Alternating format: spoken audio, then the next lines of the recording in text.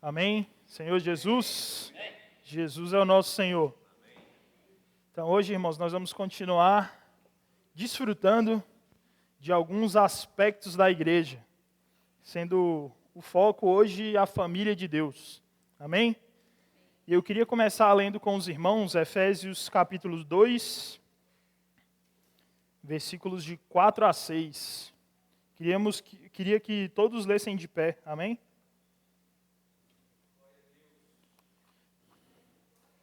Dois de 4 a 6. Eu vou ler na NAA.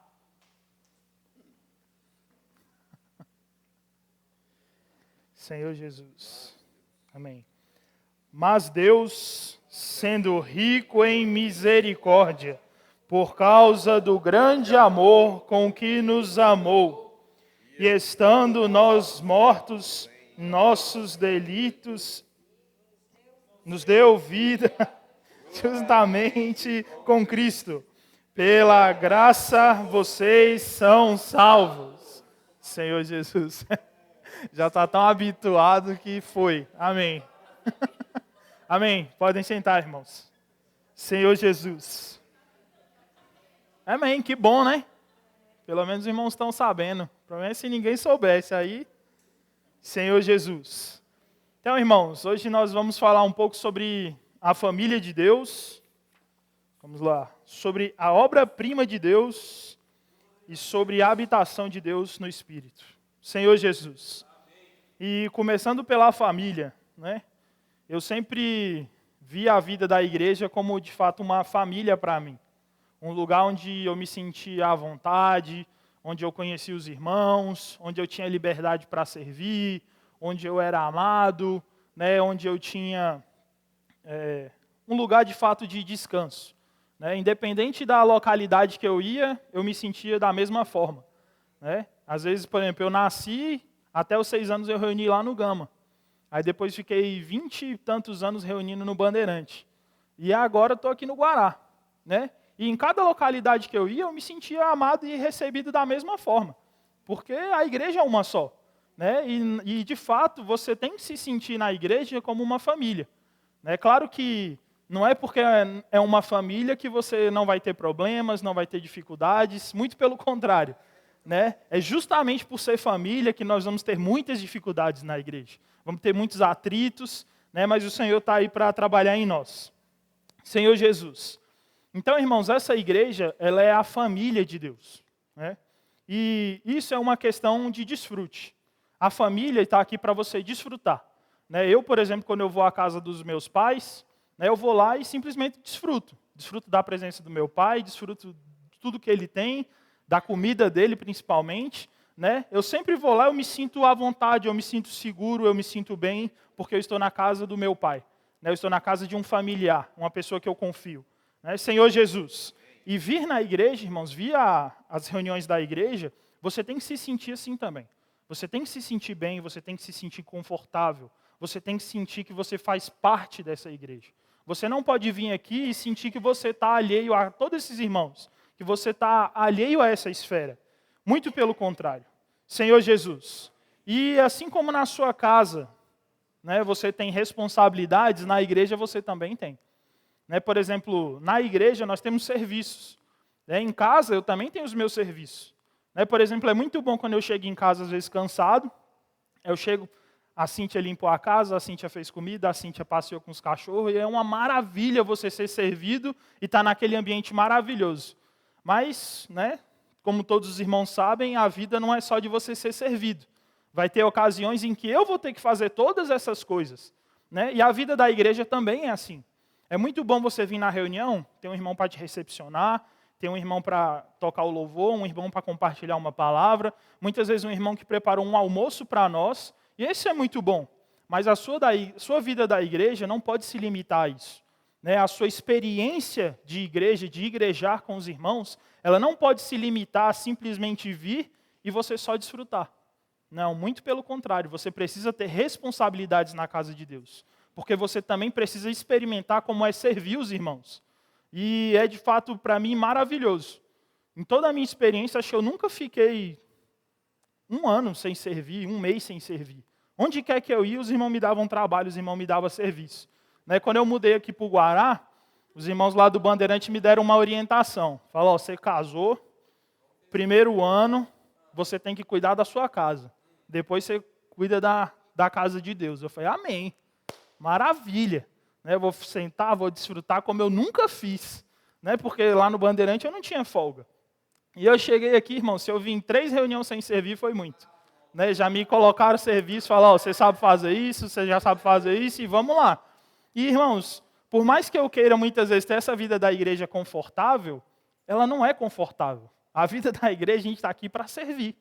Né? A gente está aqui para ajudar os irmãos, para cooperar com os irmãos, fazer esses irmãos progredirem, né? Para esses irmãos crescerem em Cristo. Senhor Jesus. E aqui em Efésios 2,19,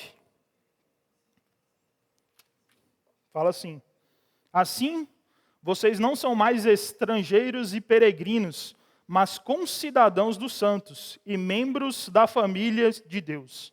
Senhor Jesus, eu nunca tive a experiência de não ter uma família e de não ter uma casa. Isso é muito bom. Eu fico muito grato ao Senhor por isso. Mas há pessoas que elas simplesmente nascem e elas não têm absolutamente nada. Elas não têm casa, elas não têm família. E a nossa experiência espiritual era essa. Você era simplesmente um ninguém. Né? Você não tinha casa, você não tinha amparo, você não tinha lugar de descanso, lugar de conforto, lugar onde você se sentisse seguro. Mas a obra redentora do Senhor proporcionou tudo isso para nós. Senhor Jesus, ó Senhor Jesus. E para mim, por mais que eu viaje, que eu vá conhecer lugares, que eu faça muitas coisas, para mim não tem nada melhor do que retornar para casa. Quando você chega em casa, que você está à vontade, você tem a maior liberdade do mundo. Né? Por exemplo, quando eu morava com os meus pais, minha liberdade ainda era limitada. Agora que eu casei, ainda é um pouco limitado. Né? Mas eu já posso fazer certas coisas que na casa do meu pai eu não podia. Né? Porque meu pai era o chefe da casa e eu estava sujeito à autoridade dele. Agora que o Senhor me confiou uma casa, né, eu tenho algumas liberdades, né? Eu tenho a aparência de chefe, mas não sou chefe. Então, irmãos, eu acho que os irmãos já sabiam disso, só deixei claro. Então, irmãos, a nossa casa é um lugar onde a gente tem que ter esse lugar gostoso de se estar. Né? Tem que ser um lugar de deleite, de desfrute. Senhor Jesus. E continuando aqui em Efésios, vamos voltar para os versículos 12 e 13. Fala assim, naquele tempo vocês estavam sem Cristo, separados da comunidade de Israel e estranhos às alianças da promessa, não tendo esperança e sem Deus no mundo. Senhor Jesus, eu acho que não tem nada, né, pior do que você está estranho a algo que você queria pertencer, que você, né, por exemplo, você tem muitos benefícios, vamos supor, de ser filho de um milionário. Você vai herdar muitas coisas, você vai ter muitas coisas, você vai ter muitos benefícios. Você vai, por exemplo, ter mais acesso à saúde, mais acesso à educação, você vai ter muitas coisas. Mas quando você está alheio a todas essas coisas, você nem sequer cogita saber como são essas coisas. Nós éramos estranhos, irmãos, a tudo aquilo que Deus tinha de bom. Tudo aquilo que Deus podia nos proporcionar, né? Nós estávamos alheios, nós estávamos distante a tudo isso. E nós também não tínhamos esperança. Eu acho que para mim esse é o pior ponto. Porque uma coisa é você estar alheio a tudo isso. Mas você não ter esperança, para mim, configura ainda o ponto mais desesperador. Porque configura que você não crê que algo vai mudar. Que algo vai condicionar, vai te permitir ter acesso a todas essas coisas. Senhor Jesus, e nós éramos essas pessoas sem peregrinos, que nós éramos peregrinos e sem lar. Senhor Jesus, mas continuando aqui no versículo 13, fala assim, mas agora, em Cristo Jesus, vocês que antes estavam longe, foram aproximados pelo sangue de Cristo. Senhor Jesus, irmãos, isso aqui é maravilhoso. Né? Agora você faz parte. Tudo aquilo que o Senhor tinha, tudo aquilo que o Senhor prometeu, tudo aquilo que o Senhor fez e vai fazer, você tem acesso. Senhor Jesus, oh Senhor Jesus. E o melhor de tudo, agora nós temos esperança e nós estamos próximos do Senhor. Senhor Jesus. Eu acho que não tem nada melhor do que você ter um amigo próximo, uma pessoa próxima em quem você pode se amparar, você pode abrir o seu coração, você pode confiar. E todas essas características nós encontramos em Cristo. Senhor Jesus. Então, agora nós temos a oportunidade de verdadeiramente desfrutar de um aconchego de um lar. Irmãos, isso é maravilhoso, né? Eu não tenho palavras assim para descrever o quanto é uma pessoa que nunca teve nada e agora tem acesso a tudo, né? Qual é o sentimento que ela deve estar sentindo, né? Isso falando na experiência humana, né? Porque fica isso mais palatável, mais materializado, vamos assim dizer. Mas a nossa experiência em Cristo, nós podemos dar esse testemunho. Porque nós sabemos o tanto que era ruim estar alheio a Cristo, o tanto que era difícil, quais eram os malefícios, os perrengues que a gente passava, as dificuldades. E quando nós nos achegamos a Cristo, tudo isso mudou. Senhor Jesus.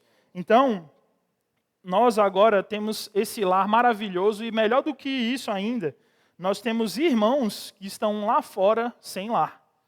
Nós temos pessoas que estão lá fora, que o Senhor quer alcançar, que o Senhor quer salvar, e elas ainda não têm acesso a essa casa. Senhor Jesus, isso, irmãos, cabe a você e a mim essa responsabilidade de abrir as portas para que esses irmãos tenham acesso, a todas essas riquezas de Deus.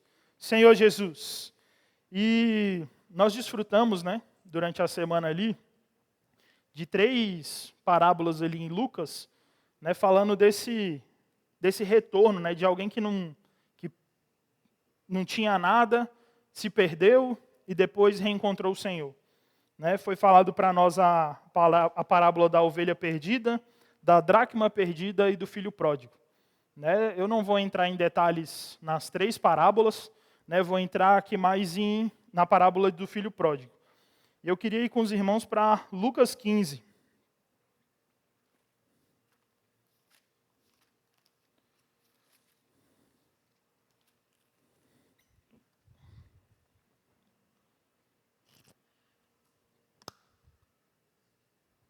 Senhor Jesus. Lucas 15, versículo 11.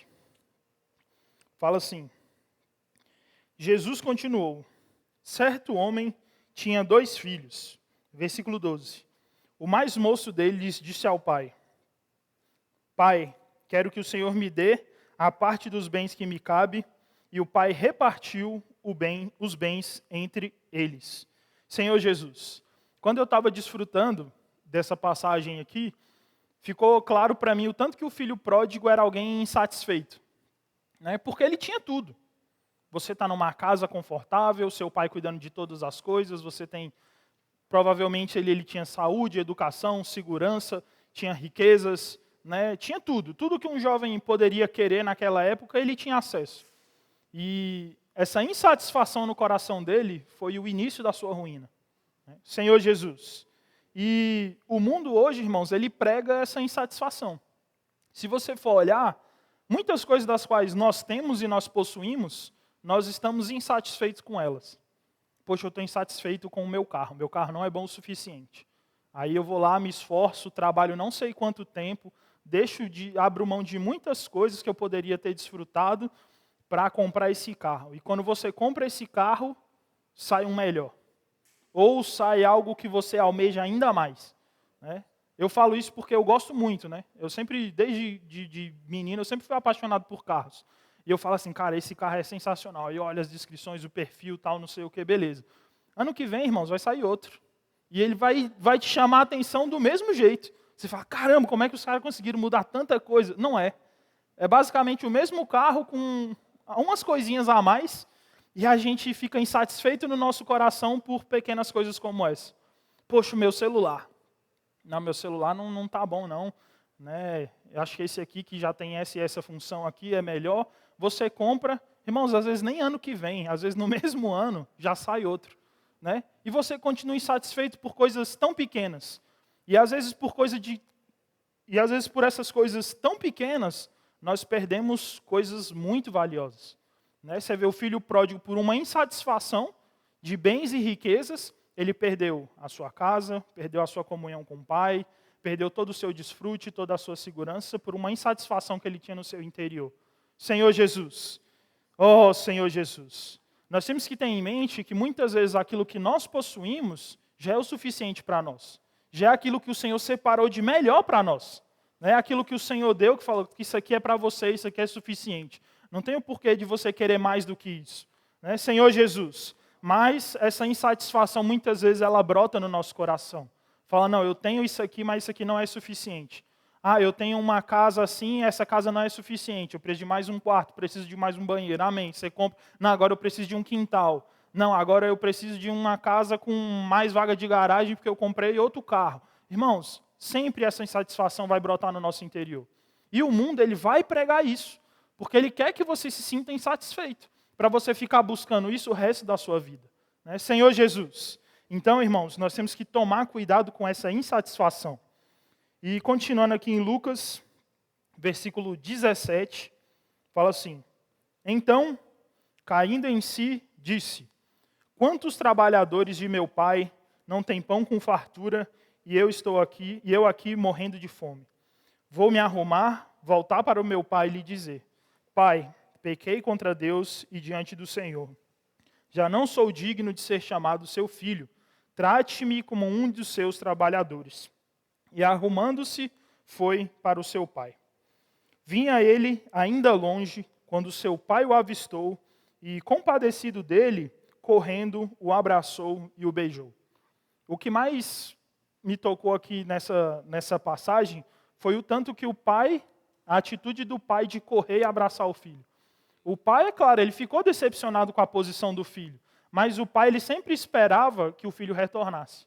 Né? Agora, o Senhor morreu por nós, fez uma obra maravilhosa, nos deu acesso a todas as suas riquezas, e muitas vezes por uma insatisfação nossa, nós saímos. Fala, não, eu estou insatisfeito por isso e por isso e por isso. Né? Eu estou insatisfeito porque o serviço de música não é bom o suficiente. Eu vou para uma igreja que tem um serviço melhor. Né? E aí vai embora por uma coisa dessas. Amém. Usei o serviço de música aqui, mas pode ser muitas outras coisas. E você vai embora insatisfeito. Senhor Jesus, irmãos, às vezes você vai perder todas as maravilhas, todo esse desfrute que nós podemos ter aqui na igreja, com os irmãos, né, as experiências, o cuidado, por causa de uma insatisfação pequena. Né? Senhor Jesus, então, o Senhor, Ele está todo dia, irmãos, esperando por nós. Se você, uma vez, por qualquer motivo que seja, se distanciou do Senhor, saiba que o Senhor está esperando você voltar. Né? E o Senhor está esperando você voltar com o coração na mão. Né? Você vê aqui que o Senhor que foi correndo, né? O pai que foi correndo em direção ao filho. Não foi o filho que veio correndo em direção ao pai. Se você fosse olhar nessa condição, quem tinha que vir correndo era o filho. O filho estava numa condição muito mais desesperadora. Mas quem foi ao encontro do filho foi o pai. Irmãos, o Senhor ele sempre vai ir ao seu encontro. Você pode estar distante, você pode estar afundado. Né? Você pode estar lá, como Davi fala, na mais profunda cova. Mas o Senhor ele vai lá te buscar. Né? Senhor Jesus. Então, irmãos, o pai ele vai correr até nós, porque o que importa para o pai é ter o filho vivo e de novo em casa. Senhor Jesus. Eu, por exemplo, meu pai, ele, desde pequeno, ele sempre falava, eu crio, mas deu 18 anos, tem que capar o pé da minha casa. Né? E ele sempre falava isso, 18 anos, eu já tinha casa, carro e emprego. Eu, com 18 anos, não tinha absolutamente nada, além de um diploma de ensino médio. Então, eu olhava para a experiência do meu pai cobrava isso com o intuito de o quê? De eu amadurecer, de eu correr e ir atrás das minhas coisas. Mas hoje, quando eu visito meu pai, você vê a alegria no coração dele. Né? Porque, por exemplo, a minha madrasta, né, que está casada com meu pai, ela fala o tanto que ele sente falta. Né? E o tanto que ele fica feliz quando a gente vai lá. Quando a gente vai embora, a felicidade que fica no rosto dele. Então, irmãos, imagina a felicidade que fica no rosto do Senhor quando você acorda ali pela manhã e a primeira coisa que você faz é ter comunhão com o Senhor. Imagina que satisfação que não deve ser para o Senhor. Fala, poxa, acordou, já está aqui comigo, tendo comunhão, vem cá, vamos tomar café juntos. Isso é maravilhoso, irmãos. Né? E o Senhor anseia por isso. O Senhor ele quer ter comunhão com você, se possível, o dia todo. Né? Se nós tivéssemos numa condição de nós conseguíssemos ter comunhão com o Senhor o tempo todo, seria maravilhoso. Né? Ainda somos falhos, mas fica aqui o alerta, irmãos. Busque o Senhor, porque o Senhor ele está ansioso para ter a sua presença. Né? Senhor Jesus. Oh, Senhor Jesus. E agora, vamos voltar aqui para Efésios, capítulo 2, versículo 10.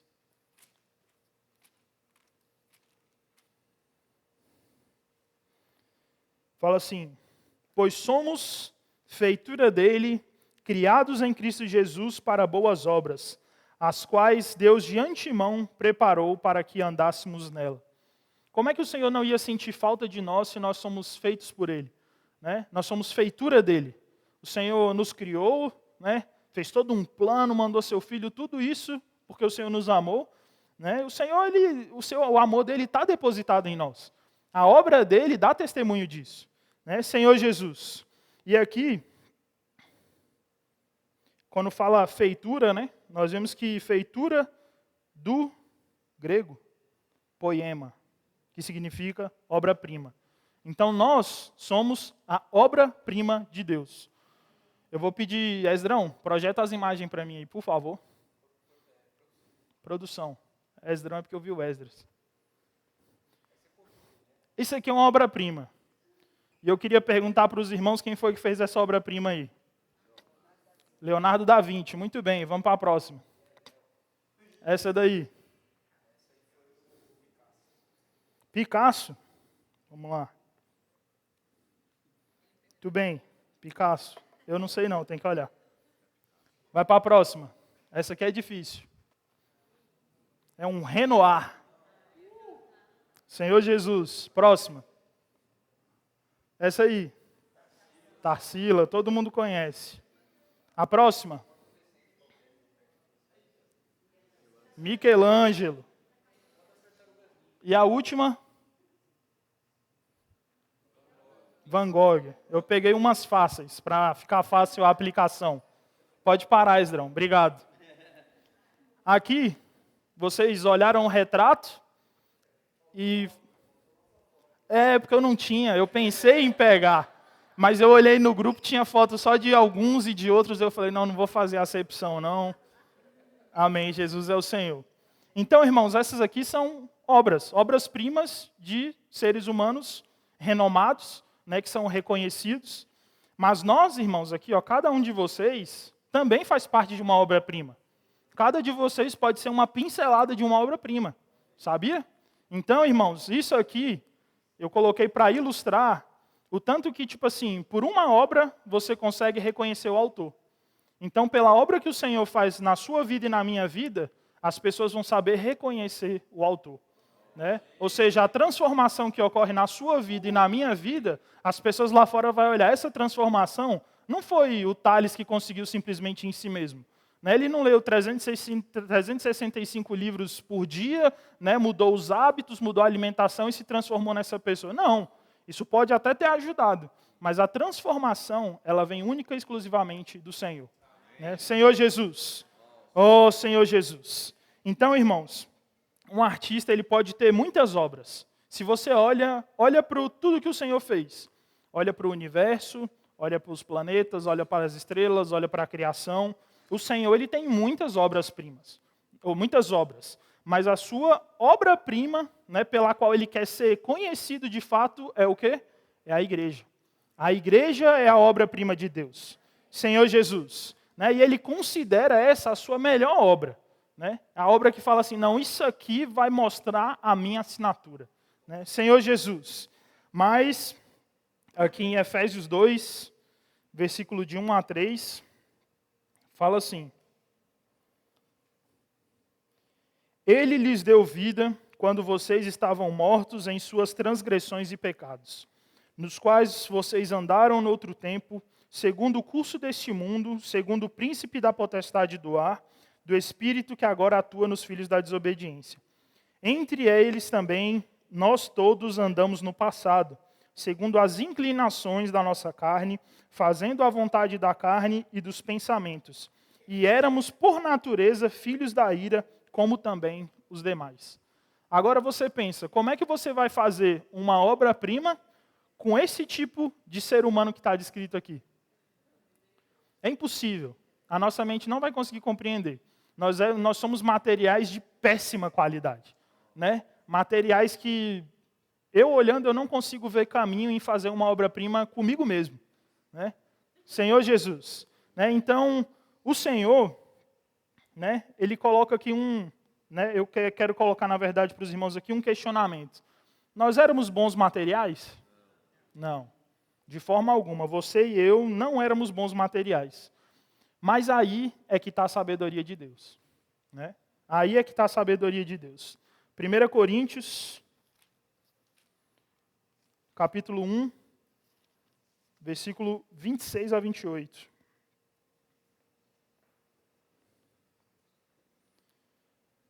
Fala assim: irmãos, considerem a vocação de vocês.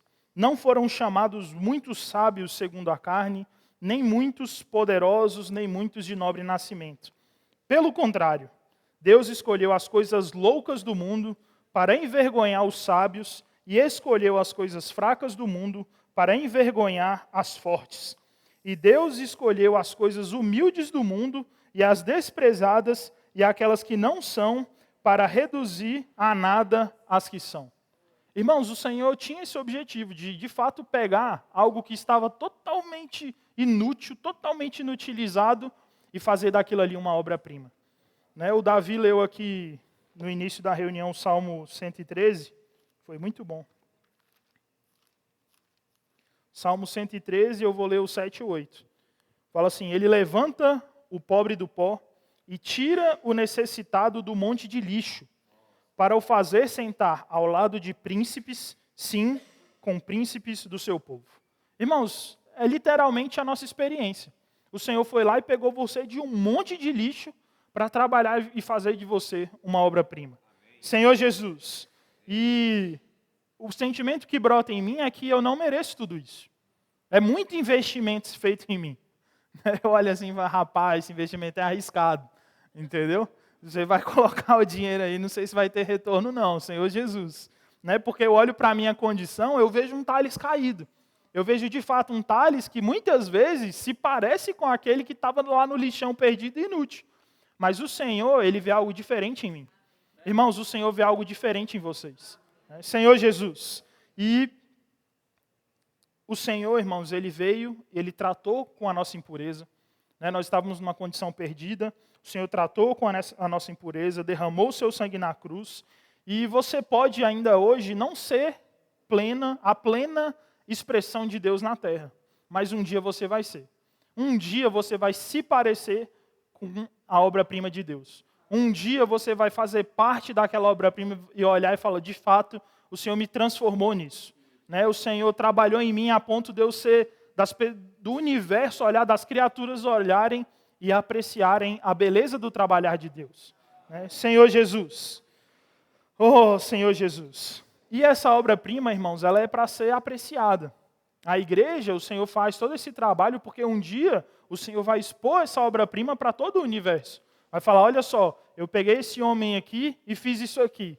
Não vai entrar na nossa cabeça. A gente sabe que o Senhor fez, que Ele é capaz de cumprir, é capaz de transformar. E todo o universo vai contemplar essa obra-prima de Deus. Senhor Jesus. Voltando aqui para Efésios 2.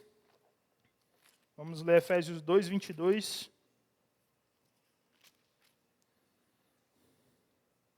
Fala assim: nele também vocês estão sendo edificados, junto com os outros, para serem morada de Deus no Espírito. Senhor Jesus. Irmãos, todo esse investimento, todo esse trabalhar do Senhor, é porque o Senhor Ele quer nos edificar. O Senhor quer fazer de nós a sua igreja. Mas, se o Senhor quer construir algo, se nós somos materiais para construir algo, nós precisamos de uma base. E nada melhor do que essa base ser o próprio Cristo. Senhor Jesus. Em Mateus 16.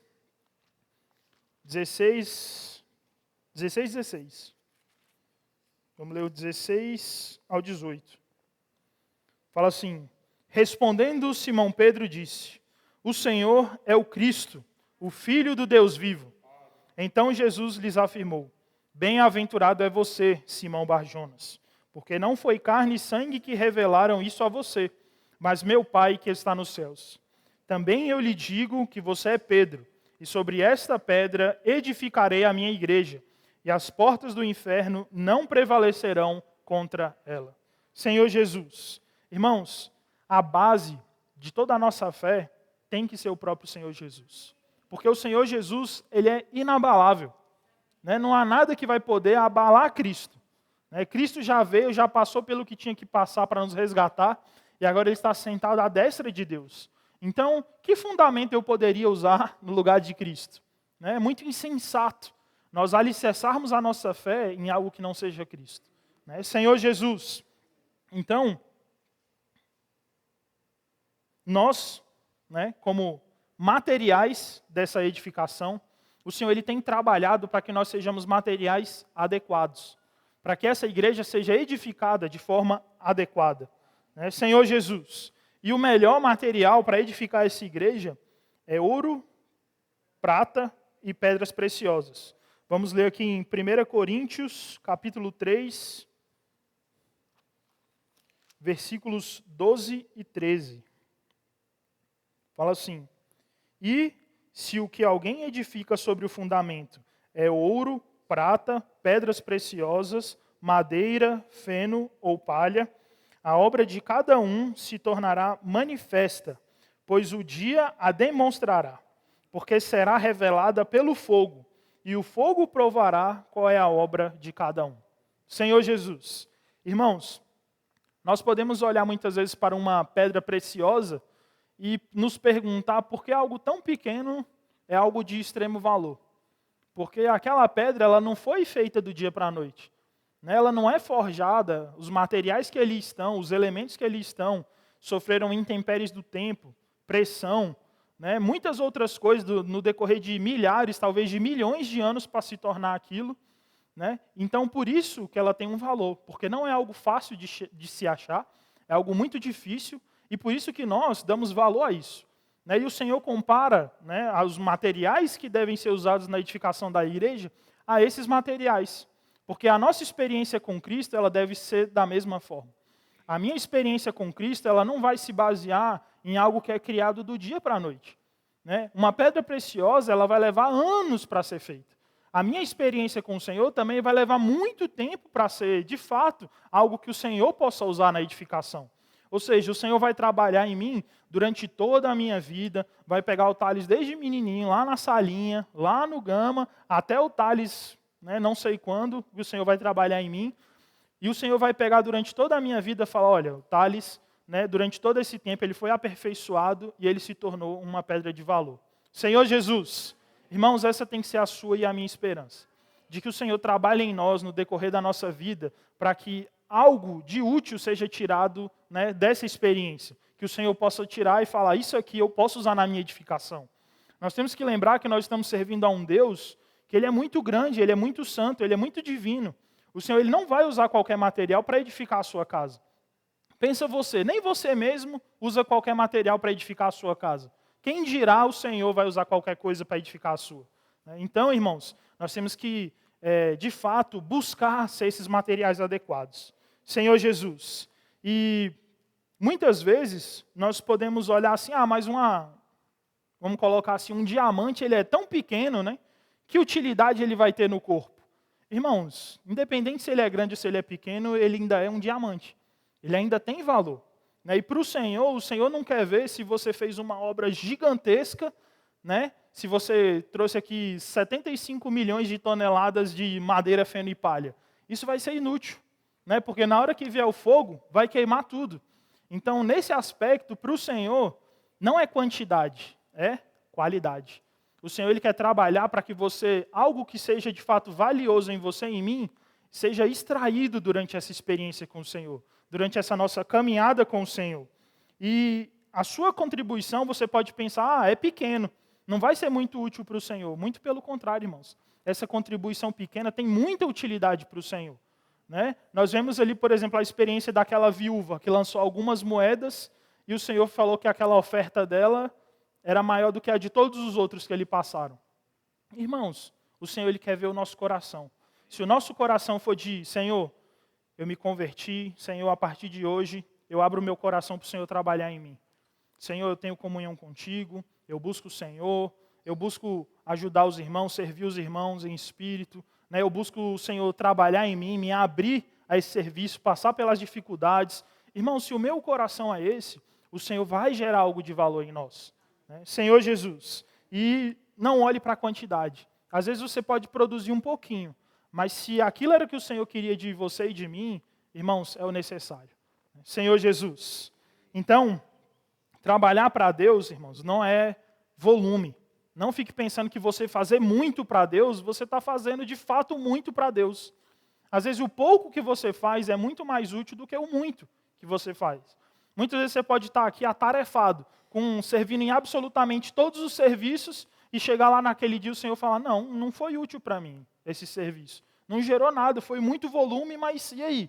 O que isso gerou? Eu trabalhei em você, você se aperfeiçoou, você cresceu? Né? Foi isso que o Senhor gerou no meu coração, algo de valor? Não. Então de nada serve, irmãos. Senhor Jesus. Então, trabalhar para Deus é um serviço de qualidade. Estou falando muito. Vamos para 1 Pedro 2,6.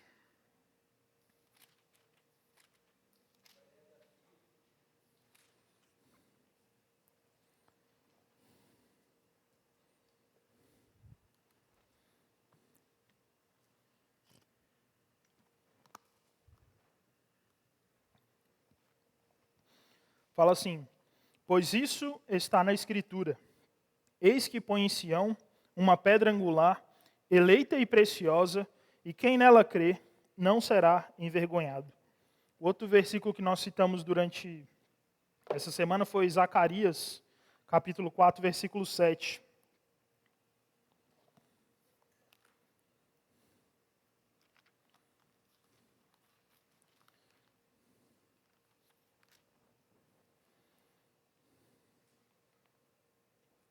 Vou ler só o finalzinho que fala assim. Porque ele colocará a pedra de arremate do templo em meio a aclamações. Irmãos, esses dois versículos aqui mostram que nessa edificação, o Senhor ele está presente em absolutamente tudo. Né? Nós vimos que o Senhor é o nosso fundamento, né? Que o Senhor é a pedra angular e que o Senhor é a pedra de topo. Ou seja, não adianta você tentar edificar qualquer coisa, você contribuir qualquer coisa na igreja que não seja de Cristo. Né? Qualquer coisa que não venha de Cristo, por meio de Cristo, não vai ser utilizado na edificação da igreja. Senhor Jesus. Então, Cristo ele sempre vai ser o início, o meio e o fim de todas as coisas. Né? Quando você vai fazer uma obra, aquela base ali, por exemplo, você gasta às vezes um dinheirão e você olha e fala, tá, para onde é que foi meu dinheiro? Você não vê nada. Você está tudo para baixo, né? Você investiu uma boa parte do seu dinheiro e você não vê nada. Isso aí é a nossa base. Ela precisa estar oculta, estar guardado, e a partir dali você começa a ver as outras coisas. Você vai ver a pedra angular, e quando você concluir aquela obra, a pedra de topo. Talvez aquela última cerâmica que você vai colocar ali, né, para ver aquela obra concluída. Então, irmãos, o Senhor ele vai estar presente em todas as etapas da nossa experiência. Todas as etapas da edificação da igreja, o Senhor vai estar presente. Não vamos tentar edificar com algo nosso. Se você colocar alguma coisa sua, vai dar ruim. Né? Na hora que o Senhor vier provar, isso não vai passar. Oh, Senhor Jesus. E na nossa experiência, nós vemos que a igreja não é um edifício comum. Né? Por quê? Aqui, voltando para Efésios 4,16, fala assim. Vamos ler a partir do 15. Mas seguindo a verdade em amor, cresçamos em tudo naquele que é cabeça, Cristo, de quem todo o corpo, bem ajustado e consolidado, pelo auxílio de todas as juntas, segundo a justa cooperação de cada parte, efetua o seu próprio crescimento para a edificação de si mesmo em amor. Então, irmãos, a igreja ela é um edifício que ela cresce. Né? Não é para vocês, não é para nós entendermos. A igreja não vai ser um edifício comum como os que nós conhecemos. A igreja vai ser um edifício que ela vai crescendo ao longo do tempo. O Senhor vai edificando, hoje é um pouquinho, quando você vê, a obra está concluída. Senhor Jesus. E esse crescimento, ele vem por meio do seu crescimento e por meio do meu crescimento. A igreja, ela só vai estar plena no dia que você estiver pleno no seu crescimento em Cristo e eu estiver pleno no meu crescimento em Cristo. E aí sim nós vamos poder ver a igreja como um todo concluída. E aqui fica uma grande responsabilidade, né? Buscar o nosso crescimento. Irmãos, a vida da igreja é um constante crescimento de vida.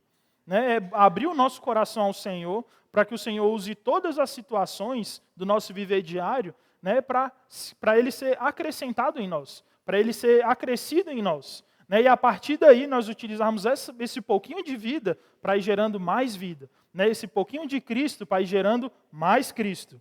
Senhor Jesus. E se a igreja, por algum motivo, né, ela não cresce, se essa obra de Deus não cresce, é porque muitas vezes o que pode estar impedindo é o nosso crescimento. Muitas vezes nós paramos de crescer.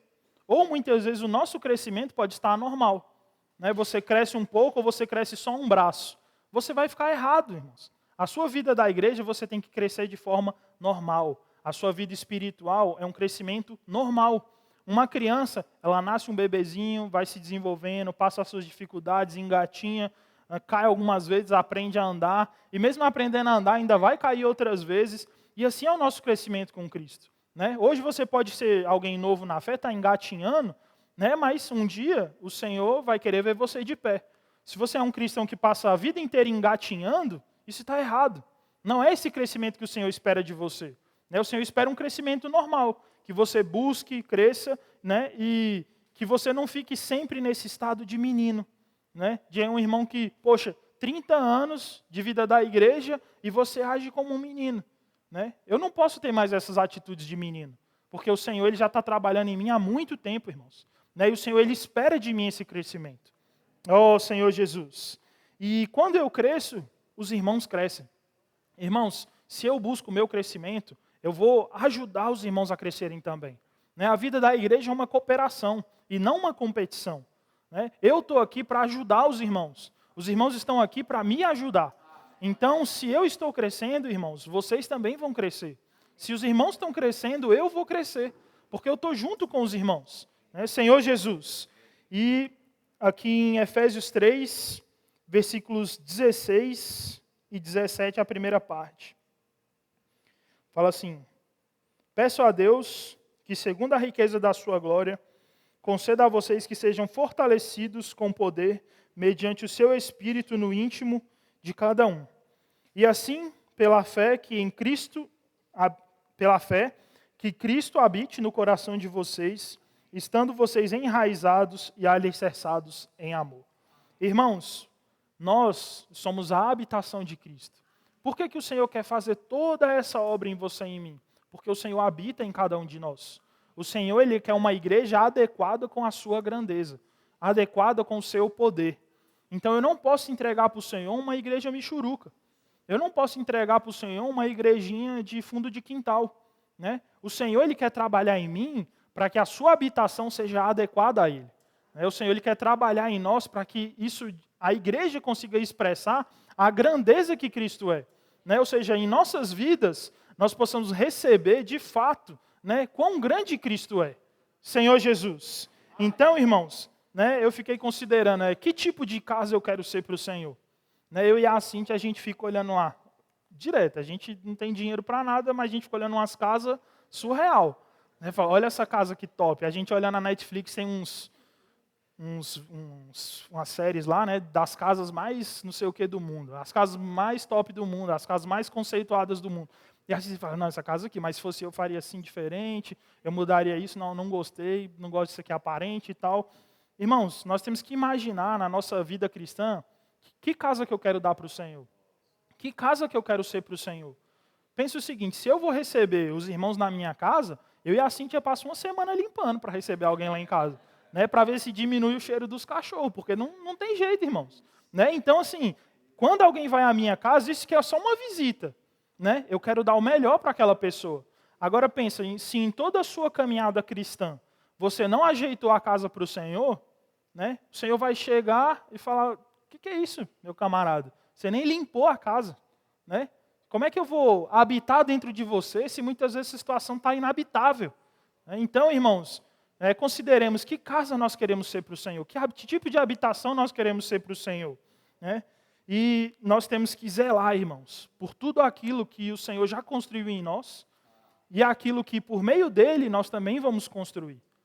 Então nós temos que cuidar, não basta simplesmente você querer fazer, né? Você pensa na sua casa, eu vou fazer isso, isso e isso, mas tem imprevisto. Né? Por exemplo, vamos colocar aqui o local, vamos reformar o local, vamos. Aí quebra o piso. E aí? Você tem que lidar com o imprevisto, irmão. Entendeu? E você tem que zelar pelo local. Né? Não é porque tipo assim, irmão, a gente vai reformar o local, então deixa tudo cair aos pedaços e depois a gente vê. Irmãos, não pode ser assim. A gente tem que zelar pelo que o Senhor já nos deu. Nós temos que cuidar daquilo que o Senhor já nos deu. E aí nós vamos poder, de fato, ser uma habitação adequada para o Senhor. Senhor Jesus. Irmãos, falei demais. Jesus é o nosso Senhor. Os irmãos agora complementem a mensagem em pequenos grupos. Eu acho que ainda dá para compartilhar depois. Vamos compartilhar uns 10 minutos em grupo e depois a gente fecha compartilhando individualmente.